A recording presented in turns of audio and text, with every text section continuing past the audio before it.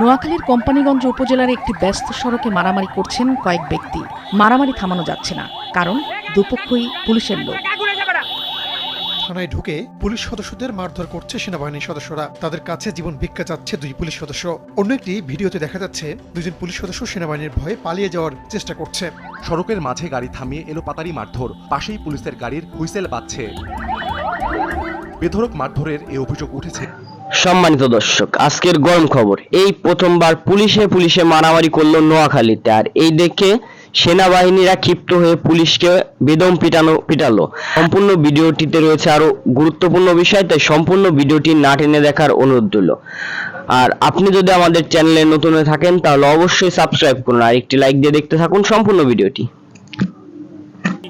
সড়কের মাঝে গাড়ি থামিয়ে এলোপাতাড়ি মারধর, পাশেই পুলিশের গাড়ির হুইসেল বাজছে। বেধড়ক মারধরের এই অভিযোগ উঠেছে ফেনীর সোনাগাজী সার্কেলের সহকারী পুলিশ সুপার তসলিম হুসাইনের বিরুদ্ধে। নোয়াখালীর কোম্পানীগঞ্জের মুসাপুরে পর্যটন কেন্দ্র রেগুলেটর এলাকায় পর্যটকদের কিল ঘুষি মারপিট করা হয়। এই ঘটনায় পর্যটন কেন্দ্রে ঘুরতে গিয়ে আহত হয়েছেন আসগর আলী ও তার স্ত্রী এবং ছোট ভাই ঢাকা হাইওয়ে পুলিশের কনস্টেবল ওমর ফারুক। ভুক্তভোগীদের অভিযোগ, ঈদের দিন বিকেলে পরিবার পরিজন ও বন্ধুদের নিয়ে ঘুরতে যান আসগর। মোটরসাইকেল যোগে ফেরার পথে রাস্তার বিপরীত দিক থেকে আসে একটি পুলিশের গাড়ি। রাস্তা শুরু হওয়ায় এ সময় সড়কের দুপাশে যানজট সৃষ্টি হলে এক পর্যায়ে সহকারী পুলিশ সুপার তসলিম হুসাইন একটি লাঠি নিয়ে তেড়ে আসেন। এ সময় অকথ্য ভাষায় গালিগালাজ করতে থাকেন। গালি দিতে নিষেধ করা হলে ক্ষিপ্ত হয়ে আসগরের গলায় ধরে মোটরসাইকেল থেকে নামিয়ে বেধড়ক পিটানো হয়। এ সময় আসগরের স্ত্রী ও ছোট ভাই পুলিশ কনস্টেবল এবং আশপাশের লোকজন বাধা দিলে তাদের গায়েও হাত তোলেন অভিযুক্ত সহকারী পুলিশ সুপার। আমার আব্বুকে পুলিশে মারছিল, পরে আমি বসে বসে কাঁদছিলাম, পরে আমার আম্মু বাসা দেখেছিল, পরে আমার আম্মুকেও মারছিল। আমরা একটা সুস্থ বিচার চাই, এটা তো আমরা মারধর করার মতো ওইরকম কোনো স্টেপ ছিল না, আমরা তো সাইডে ছিলাম। আমার ওয়াইফেরে মারছে, আমার ওয়াইফের জামা কাপড় বোরকা ছিঁড়ে ফেলছে, তাহলে ওনার মতো একজন ঊর্ধ্বতন কর্মকর্তার কাছে তো আমরা এটা আশা করি না। উল্টো আসগরের খারাপ আচরণে ভুল বোঝাবুঝি থেকে অনাকাঙ্ক্ষিত ঘটনা ঘটেছে বলে দাবি অভিযুক্ত সহকারী পুলিশ সুপারের। তিনি কাউকে মারধর করেননি, বিষয়টি মীমাংসা করা হয়েছে বলেও জানানো হয়। না আমি কাউরে মারিনি, আমাকে তো কেউ মারেনি, মারামারি ওরাই করছে, পাবলিক। তসলিম হুসাইন সহকারী পুলিশ সুপার হিসেবে সোনাগাজী সার্কেলে 1.5 বছরের বেশি সময় ধরে কর্মরত। 36তম বিসিএসের এই পুলিশ কর্মকর্তা ও তার পরিবার যাদের পেটাচ্ছিলেন তারাও পুলিশেরই লোক। হাইওয়ে বিভাগের কনস্টেবল ওমর ফারুক, তার ভাই ও ভাবি। ওমর ফারুকের কর্মস্থল হাইওয়ে সদর দপ্তর ঢাকায়। জাম বাজছিল, ওই জামে আমরা ছিলাম, তবে আমাদের গাড়িটা সাইডে ছিল। এরা এদের ফ্যামিলি নিয়ে ঘুরতে আসছিল। তারপরে আমার স্বামী যখন গাড়িতে ছিল, এরা বলতেছে সাইড দেন, এনে বলতে সাইড দিতে বলতে গালাগালি করতেছিল। এ বলতেছে আপনি বকে দিতেছেন কেন, আমি তো সাইডেই আছি। এ কথা বলার সাথে সাথে এরা মারধর শুরু করে দিছে। তারপর আমি বলতেছি দেখেন আপনিও এরকম করতেছেন কেন, সামনে আমার দেওয়ার আছে, হেও পুলিশে আছে, আপনি একটু কথা শুনেন, আপনি এরকম করতেছেন কেন। এ কোনো কথা শুনতে রাজি নয়। এরা মার দি গাড়ি থেকে নামায় নিয়ে গেছে, নিয়ে যায় এরা মারতেছে। আমার ছেলে মেয়ে কান্না করতেছিল, তা আমি এদেরকে রাখি যেতে পারতেছি না। একটা অটোতে মহিলা ছিল, ওই মহিলা বলতেছে আমি দেখতেছি আপনি যান। তখন আমি যাই, এদেরকে ধরি, তারা এরা আমারে মারধর করে। আমি এরা ধরতে গেছিলাম, ওরা প্রায় 6-7 জন এরকম ছিল, মহিলাও ছিল, গাড়ি একটা ছিল, পোস্টের গাড়ি ছিল, এদের পুলিশের গাড়ি। ঈদ উপলক্ষে আমার ফ্যামিলি, মা ভাই বোন এবং যে ভাবিরা আসছে, তো ওদের নিয়ে যাচ্ছিলাম একটু আপনাদের মুসাফুরের ইয়েটা দেখানোর জন্য ক্লোজার। যখন রাস্তা দিয়ে যাচ্ছি, তো ওই আপনার কিছু ছেলে পেলে আছে হই হুল্লোড় করতে যাচ্ছে রং সাইড দিয়ে। তো এখন যে ওই দিন অনেক জ্যাম ছিল, এটা রং সাইড দিয়ে এসে আপনার পুরো রাস্তা ব্লক করে দিচ্ছে।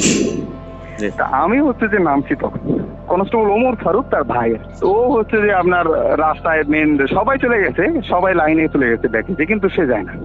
সে নাকি বিজিবিতে আছে এখন। তারপরে আপনার যে সে আছে সিভিলে এবং তার নাই হেলমেট নাই, আপনার 4 জন নিয়ে গাড়ি চালাচ্ছে বাইকে।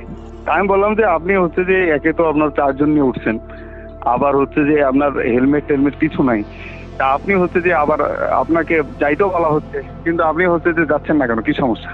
আপনি সবাই সিরিয়ালে ধরছে, আপনার একার জন্য কি আলাদা ইনভিটেশন কার্ড পাঠানো লাগবে? সবাই কাছে আপনি রাস্তা ব্লক করে একা দাঁড়ায় আছেন।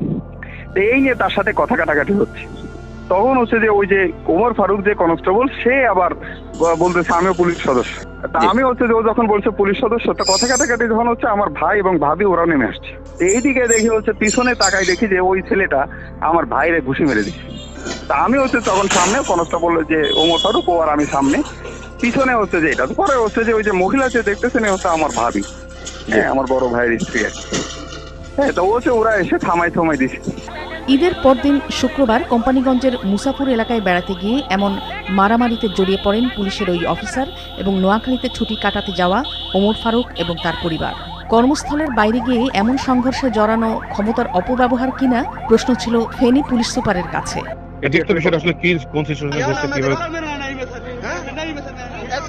পাকিস্তানের পাঞ্জাবে একটি থানায় ঢুকে পুলিশ সদস্যদের মারধর করছে সেনাবাহিনীর সদস্যরা। তাদের কাছে জীবন ভিক্ষা চাচ্ছে দুই পুলিশ সদস্য।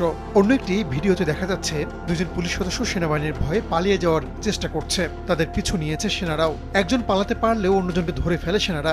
এই ভিডিওগুলো পাকিস্তানের সামাজিক মাধ্যমে রীতিমতো ভাইরাল।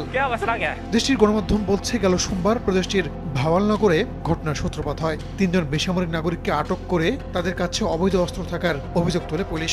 মুক্তির বিনিময়ে অর্থের দাবিও করা হয়। এমনকি ঘটনায় জড়িত সন্দেহে এক সেনা কর্মকর্তার বাড়িতে অভিযান চালায় পুলিশ। এই ঘটনায় ক্ষিপ্ত হয় সেনাবাহিনী। পরে কয়েকটি গাড়ি নিয়ে এসে থানা ঘেরাও করে পাক সেনারা। যাকে সামনে পায় তাকে বেদম পিটাতে থাকে। থানায় আটক থাকা বেসামরিকদেরও ছেড়ে দেওয়া হয়। এ ঘটনায় পাকিস্তান জুড়ে তোলপাড় শুরু হয়েছে। সেনাদের বিরুদ্ধে সরব হয়েছেন সাধারণ মানুষ। যদিও ঘটনা তদন্তে নেমেছে সেনাবাহিনী। এর মধ্যে ব্যবস্থা নিয়েছে পাঞ্জাব পুলিশ। অর্থ দাবি করা পুলিশ সদস্যদের বহিষ্কারের পাশাপাশি গ্রেপ্তার করা হয়েছে। উভয় পক্ষ পরিস্থিতি স্বাভাবিক করার চেষ্টা চালাচ্ছে। পাঞ্জাবে সন্ত্রাসী ও অপরাধীদের দমনে পুলিশ সেনাবাহিনী একসঙ্গে কাজ করার ঘোষণাও দিয়েছে। সম্মানিত দর্শক, আশা করি আপনারা সম্পূর্ণ ভিডিওটি না টেনে দেখেছেন এবং এই ভিডিওটি দেখে আপনারা অনেক কিছু বুঝতে পেরেছেন। আর আপনার যদি এই ভিডিওর উপর কোনো গুরুত্বপূর্ণ মতামত থেকে থাকে তাহলে অবশ্যই কমেন্ট বক্সে জানান। আর আজকের ভিডিওটি এই পর্যন্তই। আবার দেখা হবে অন্য কোনো নতুন ভিডিওতে। ততক্ষণ সুস্থ থাকুন, ভালো থাকুন। আল্লাহ হাফেজ।